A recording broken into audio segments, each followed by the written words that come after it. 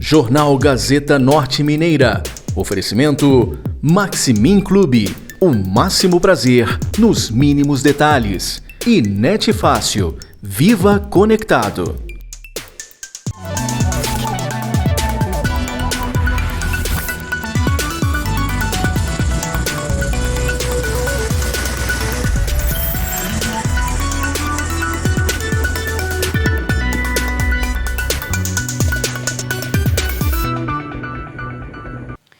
Iniciamos esta edição falando sobre uma colisão entre carro e carreta na BR-251. Uma mulher ficou ferida após essa colisão entre um carro de passeio e uma carreta na BR-251 em Francisco Sá, próximo ao quilômetro 481. O acidente aconteceu por volta das 13h45 desta segunda-feira e, segundo o Corpo de Bombeiros, a condutora do carro, que seguia em direção a Salinas, ficou presa às ferragens e apresentava politraumatismo. Ela foi retirada com o uso de ferramentas de salvamento e entregue aos cuidados do SAMU, que a levou para o hospital de Francisco Sá. O motorista da carreta, que seguia para Montes Claros, não se feriu e durante o atendimento o trânsito ficou interditado. Atuaram na ocorrência o Corpo de Bombeiros, Polícia Rodoviária Federal e SAMU e também um guincho credenciado.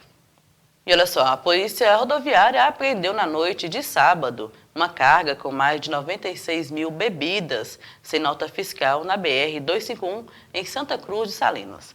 Durante a fiscalização, os policiais abordaram um caminhão carregado com cervejas, refrigerantes e água ardente, que era transportado sem a documentação fiscal obrigatória. O motorista apresentou apenas uma nota de consumidor inadequada para transporte interestadual. A carga e o veículo foram retidos e encaminhados aos órgãos de competência. Bom, e o governo de Minas participou em Brasília da primeira reunião presencial do Comitê Orientador de Saneamento de Minas. O encontro definiu ações para a aplicação de cerca de 7 bilhões destinados a melhorias no saneamento de 200 municípios atingidos pelo rompimento da barragem de Fundão, em Mariana. O recurso faz parte do novo Acordo do Rio Doce, firmado em 2024, e será gerido em conjunto pelos governos estadual e federal. Olá, estamos aqui junto ao governo federal, finalizando a terceira reunião do Comitê Orientador para discutir a destinação dos recursos do saneamento previstos no Acordo do Rio Doce, nos organizando e deliberando ações para garantir a realização de investimentos para os municípios atingidos.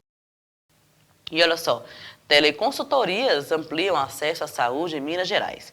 O atendimento por teleconsultorias já é realizado em 8 macro-regiões de Minas. A ferramenta conecta equipes da atenção primária à saúde com especialistas, facilitando assim o diagnóstico, orientação e casos que antes precisavam de encaminhamento presencial. Em áreas como dermatologia, até 80% das demandas estão sendo resolvidas na própria unidade de saúde, garantindo assim mais agilidade e cuidado aos pacientes do SUS. Aprovamos na última CIB uma evolução da nossa rede oftalmológica. São 67 milhões que vão direto para o financiamento dos procedimentos, da habilitação de novos prestadores e para ampliar o atendimento de oftalmo em todo o território de Minas. Isso é uma evolução da política que a gente já vem estruturando da rede oftalmo para conseguir melhorar a jornada do paciente, dar mais acesso, aos procedimentos de oftalmologia, garantindo assim uma saúde melhor para os mineiros. E seguimos agora para o intervalo e na volta mais notícias. Estamos de volta e agora vamos até Guanhães, onde está acontecendo uma feira que destaca o melhor da gastronomia, artesanato e também do turismo no Vale do Rio Doce. Conferir a seguir.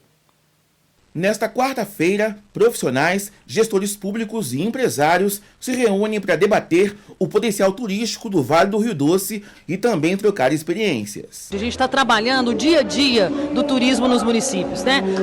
A gente tem os contours, conselhos municipais de turismo, aqui pessoas, empresários do setor, nós temos as prefeituras, os secretários.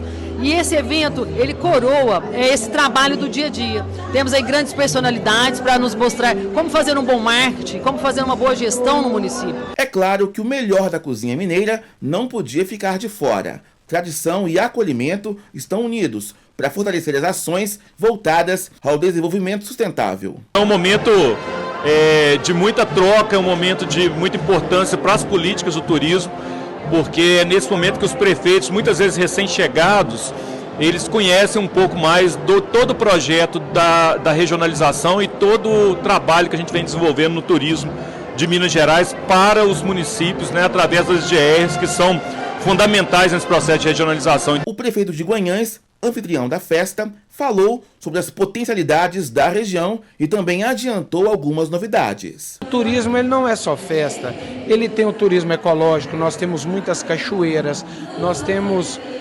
lagoas, nós temos vários potenciais turísticos na nossa cidade e região. Expositores mostrando o queijo, nós estamos na região do queijo do Cerro, estamos tentando esse reconhecimento. E aí, por que a capacitação? Guanhães tem a mesma característica de todas as nossas cidades circunvizinhas que fazem parte do queijo do Cerro, a mesma vegetação, a mesma forma. Fazendo um inventário e quem sabe breve a gente vai anunciar que Guanhães vai fazer parte do circuito do queijo do Cerro. Isso agrega valor ao produtor. E ainda no clima de festa, vamos agora para o clima de festa junina. Vamos ver uma reportagem que destaca a estrela dessa tradição, a canjica. Muito mais do que um prato típico, ela carrega memórias, afeto e histórias que passam de geração em geração. E para mostrar isso, vamos contar agora a história de uma família que mantém viva essa tradição com muito amor.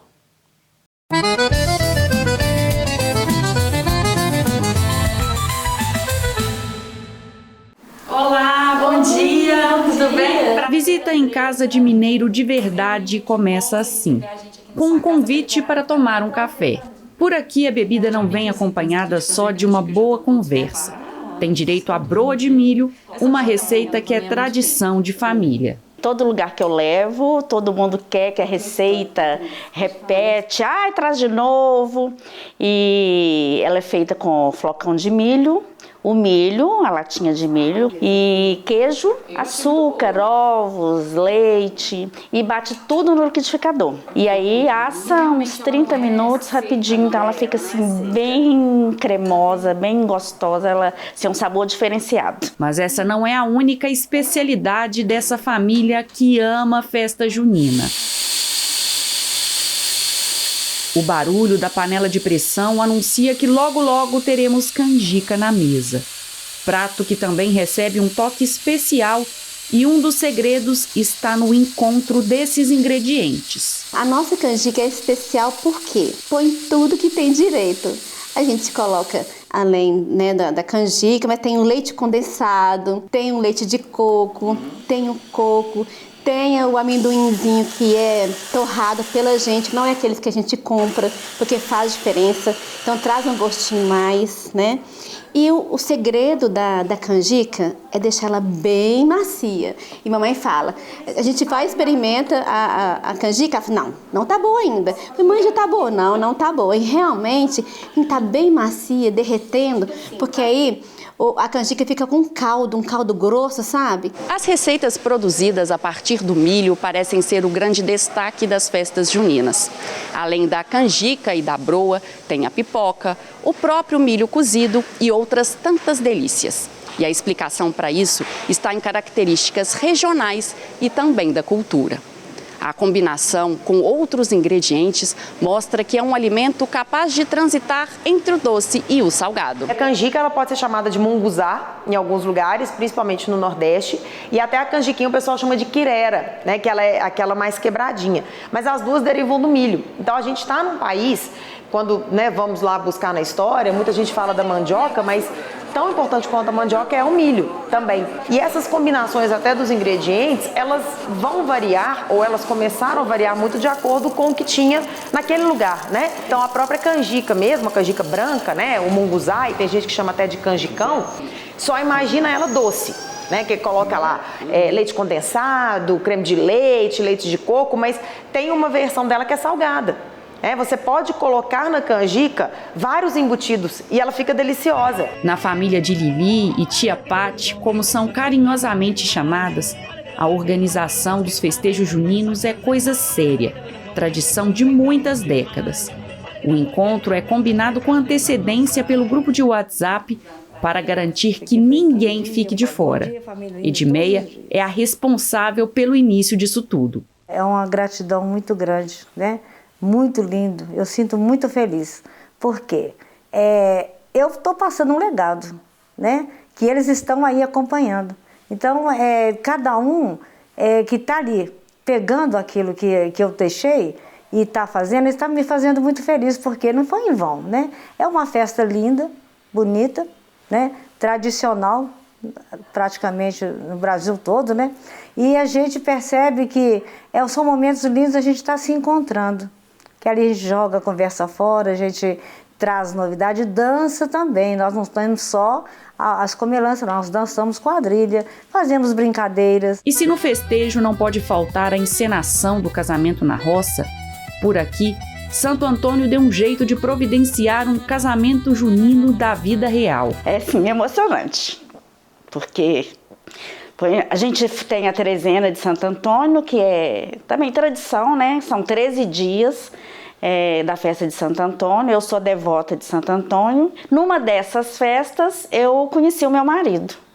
E assim, a gente se conheceu, no início foi só conhecimento mesmo, aí no ano depois, na mesma festa, a gente começou a namorar. Nós namoramos 11 anos e estamos casados há 30 anos. No caso de Lili, as festas juninas viraram inspiração para colocar em prática o desejo de abrir o próprio negócio. E assim, começou a produção das pipocas gourmet. Eu trago na pipoca um presente. Então você vai comprar uma pipoca minha, não é uma pipoca que você compra ou que você faz em casa, né? Então ela é diferenciada porque tem milho diferente, é um milho importado. Então, e aí assim, a gente tem mais de 30 sabores de pipoca.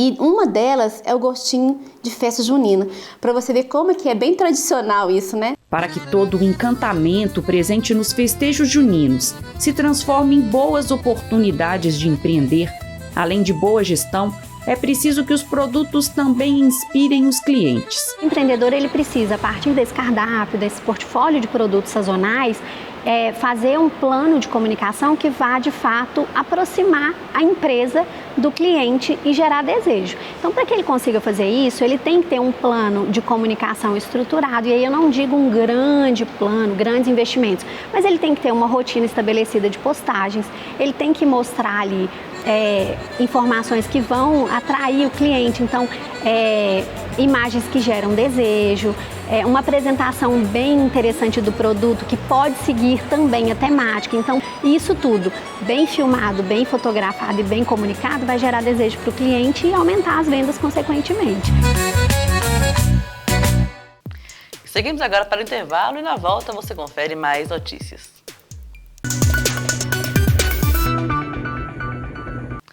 Estamos de volta e agora vamos seguir para uma entrevista com o aluno Marcos Paulo, do bairro Eldorado, aqui de Montes Claros. Ele vai representar o Brasil na 36ª Olimpíada Internacional de Biologia, que acontece de 20 a 27 de julho nas Filipinas. Vamos aí conferir a entrevista com o Marcos Paulo.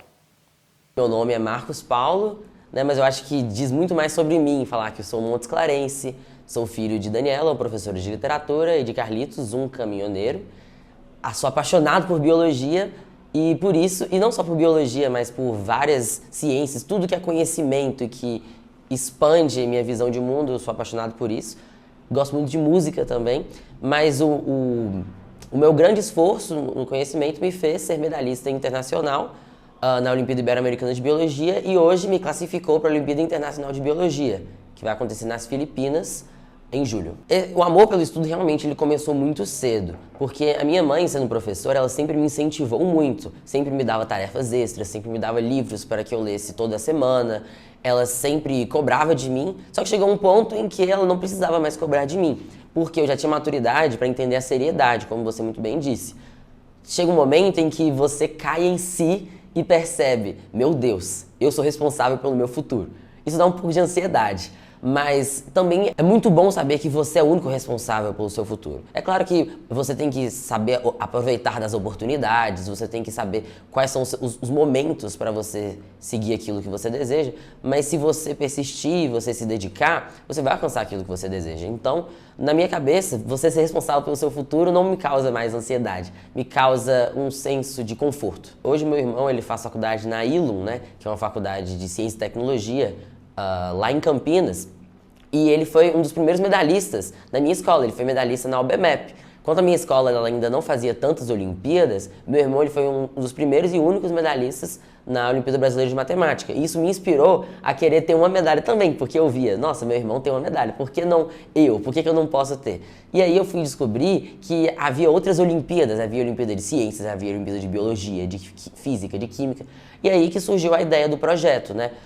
Em que vários alunos eles poderiam fazer diversas Olimpíadas, porque no Brasil todo existem mais de 18 milhões de inscritos na UBMEP, mas as outras Olimpíadas elas são subdivulgadas e muitas vezes a gente valoriza muito mais a inteligência lógico-matemática do que a inteligência linguística, a inteligência interpretativa, a inteligência nas ciências da natureza, por exemplo. Então eu acredito que a bandeira das Olimpíadas ela pode até ter começado pelo meu irmão, que é uma das minhas maiores inspirações, só que hoje eu a carrego com muito orgulho e eu tento passar isso para outras pessoas, da mesma forma que ele me inspirou. Olha, todos os professores que já passaram por mim, eles podem ter certeza que vocês acrescentaram muito na minha vida. Isso eu digo com certeza, porque cada professor, cada pessoa com quem você convive, especialmente aquelas com quem você aprende, você acaba ficando um pouco delas em você. Então todos os professores, desde o maternal até o ensino médio, eu sou muito grato a todos eles. Mas em especial eu posso dizer com certeza que Lilian Amaro, Valéria Mafra e Vitória Luiz, elas são 3 professores de biologia especificamente, que elas completamente mudaram a minha vida. Eu sempre fui muito mais fã da física e da química, até o 8º ano. Até que quando eu descobri que existia uma Olimpíada de Biologia, eu conversei com a professora Valéria para tirar algumas dúvidas sobre replicação do DNA. E ela estranhou, né, porque um aluno do 8º ano perguntar sobre replicação do DNA, splicing também, ela estranhou. Mas do mesmo modo, ela respondeu as minhas perguntas ao invés de falar, isso é muito avançado para você. Então, eu senti que eu estava no meu lugar e senti que aquilo era possível. A primeira vez que eu ouvi o site da Olimpíada Internacional de Biologia, eu vi aquilo como um sonho distante, eu vi aquilo como algo impossível. Mas essas 3 professoras em especial e todos os outros professores e familiares que eu tenho, eles me ajudaram muito e me falaram que é possível sim. Todos os meus professores foram muito solícitos. A todo instante, eles conseguiram arranjar aulas práticas para mim em laboratórios, como os do Instituto Federal, como os da Universidade Federal de Minas Gerais e do Hospital Universitário aqui de Montes Claros. Eles conseguiram também responder minhas dúvidas 24 horas. Às vezes eu mandava pergunta para eles, meia-noite, eles me respondiam. Então, eles sempre foram muito solícitos e muito abertos. Eu acredito que isso fez total diferença, porque é claro que ninguém sabe tudo, mas a partir do momento que a gente está disposto a somar conhecimentos, a gente aprende muito mais. Portanto, sou muito grato a todos os professores, mas em especial a essas 3. Olha, a Olimpíada Internacional de Biologia ela vai acontecer nas Filipinas, do dia 20 ao 27 de julho. Ela é uma prova bastante exigente, sendo bem sincero.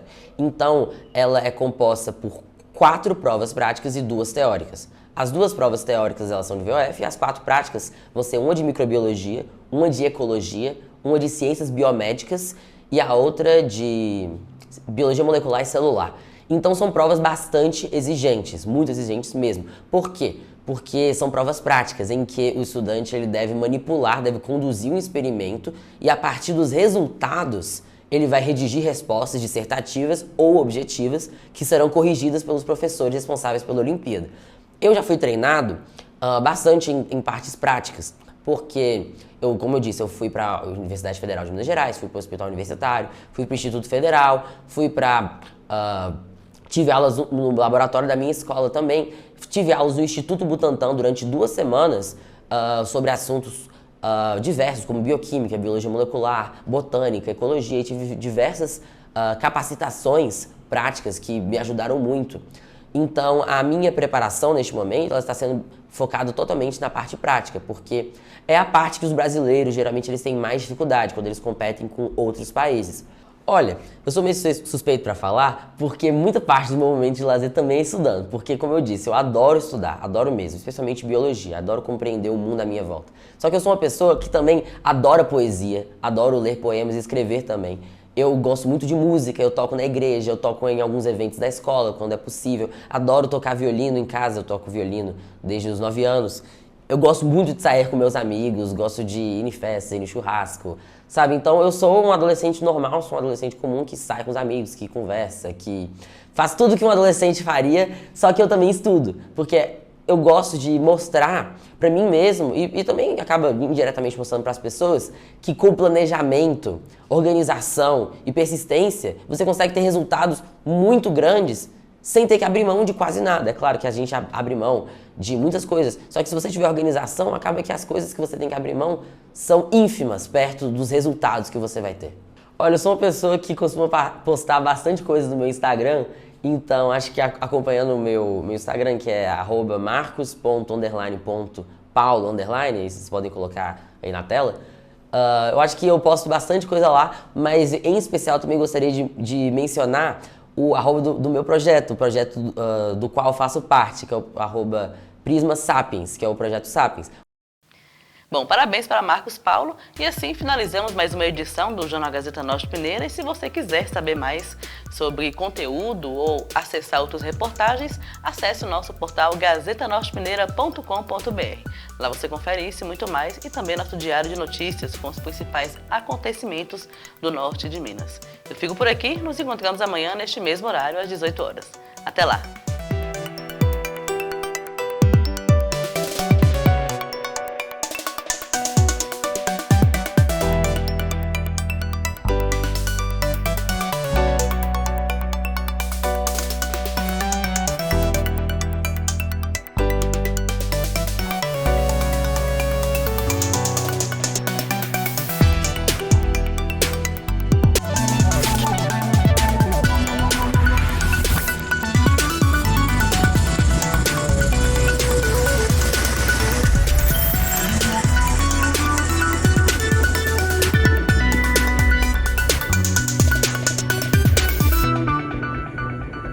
Jornal Gazeta Norte Mineira. Oferecimento Maximin Clube. O máximo prazer nos mínimos detalhes. E Net Fácil. Viva Conectado.